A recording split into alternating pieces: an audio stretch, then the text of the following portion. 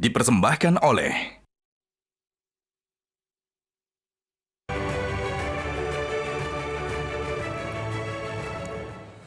Selamat malam para pemirsa, ketemu lagi di Hot Room dengan saya Hotman Paris. Pro dan kontra kasus korupsi timah di Bangka Belitung. Kenapa menimbulkan kehebohan? Karena melibatkan crazy rich, orang-orang kaya dan terkenal. Dan menjadi polemik karena dianggap termasuk korupsi terbesar di tahun ini, yaitu 271 triliun. Namun sampai hari ini belum ada declaration resmi dari BPK sebagai syarat resmi untuk menyatakan kerugian negara. Apa sebenarnya yang terjadi? Inilah Hot Room, crazy rich tergeledah kasus korupsi timah.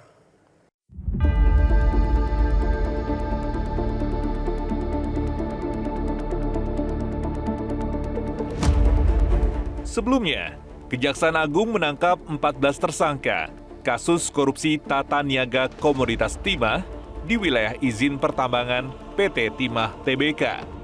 Namun akhir-akhir ini kabar korupsi tersebut mencuat. Pasalnya, Kejagung menangkap 2 tersangka baru yang dikenal masyarakat sebagai Crazy Rich, yaitu Helena Lim dan suami dari aktris ternama Sandra Dewi, Harvey Muiz. Kedua Crazy Rich ini dikenal memiliki kehidupan yang mewah.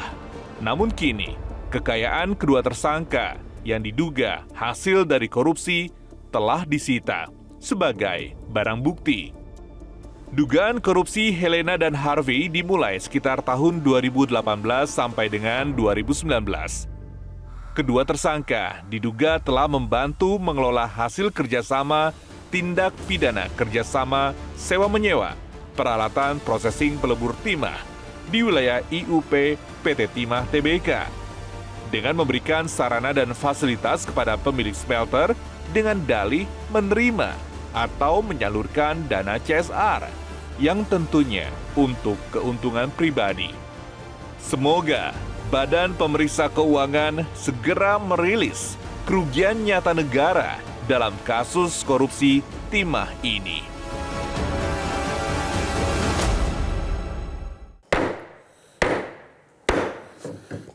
Para pemirsa, walaupun sudah malam begini, Hotman tetap segar. Dan Anda telah melihat sehat sekarang ini hampir tiap hari bersidang di MK. Apa penyebabnya sehingga saya segar? White coffee, kopi luwak kesayangan Hotman. Setiap hari Hotman minum karena kopi yang membuat saraf kita segar dalam setiap pertarungan berdebatan. Inilah dia white coffee, kopi luwak. White coffee, kopi luwak sangat cocok untuk di hari-hari indah di malam berbuka puasa. Pak Boyamin, kamu yang pertama saya tanya. Ya oke. Oke, Pak Boyamin. Ya. Sebelum kita membahas, tentu kan kita harus ngerti dulu kasus posisinya. Itu makanya saya tanya ke Anda. Sebenarnya kasus posisinya gimana sih? Yang kita dengar bahwa selama berpuluh-puluh tahun rakyat sudah menambang di daerah IUP dan kemudian dijual ke PT Timah. Itu 10 tahun, berpuluh-puluh tahun sebelumnya. Tapi dalam 2 tahun belakangan ini kemudian dibentuk beberapa perusahaan CP mengorganisir mereka, memodali mereka. Ya, kemudian hasil timah itu diolah oleh CP ini dalam bentuk logam baru dijual ke PT Timah yang kemudian dibayar 3 bulan kemudian. Apakah begitu kasus posisinya dan di mana korupsinya? Saya mulai misalnya begini, yang jadi tersangka HM itu tahun 2019 penerimaannya 1,6 M. Ya. Sementara ada pihak lain yang mendekati 30 belum tersangka. Ya. Nah, itu artinya sering saya mengatakan official benefitnya gitu. Ya. Nah, tapi itu, kasus posisinya sebenarnya di mana dasar korupsinya itu terjadi apa? satu, dugaan pembengkakan biaya smelter. Ya. Kira-kira smelter ini untuk ongkos produksi 800 Ya. per ton. Ya. Terus kemudian dengan 1.200 sudah untung lah perusahaan smelter. Tapi kenyataannya diduga PT Timah membayar 3.000. Oke. Ya. Nah itu hitung-hitungan untuk kasarnya kerugian dari selisih 3.000 dikurangi 1.200 atau anggap aja 1.500 lah Yeah. itu hampir mendekati 950 miliar. Kedua, klaster dugaan tambang ilegal. Ya, tambang ilegal itu tanda kutip bahkan ada yang ngomong mencuri di lahannya sendiri gitu. Jadi ya tadi oleh perusahaan swasta ngambil di lahan konsesi yang punyanya Timah, seakan-akan milik sendiri, dibawa ke smelter dan kemudian dijual kepada PT Timah. Nah, itu memang belum dihitung kalau itu.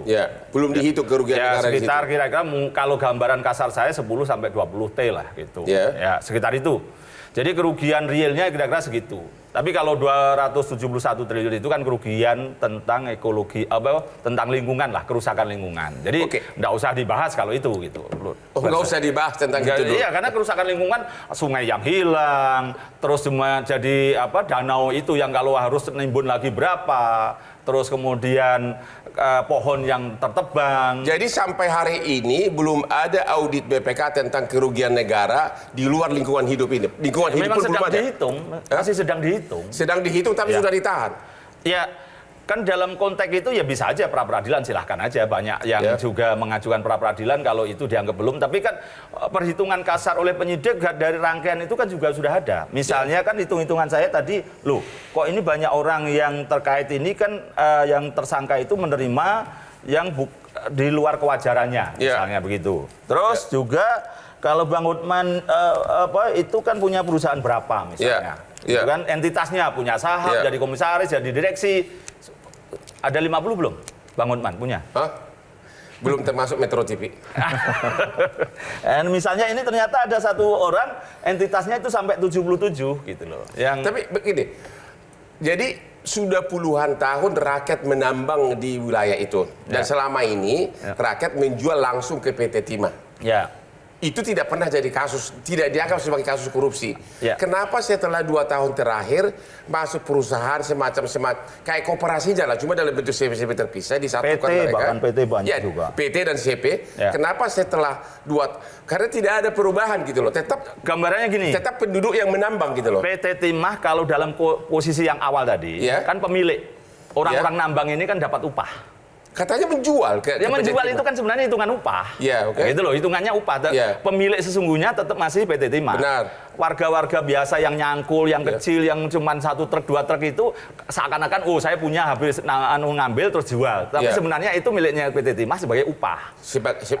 Sebagai upah. Tapi kalau belakangan ini sejak 2018-2019 PT-PT ini menjadi seperti tadi pemilik.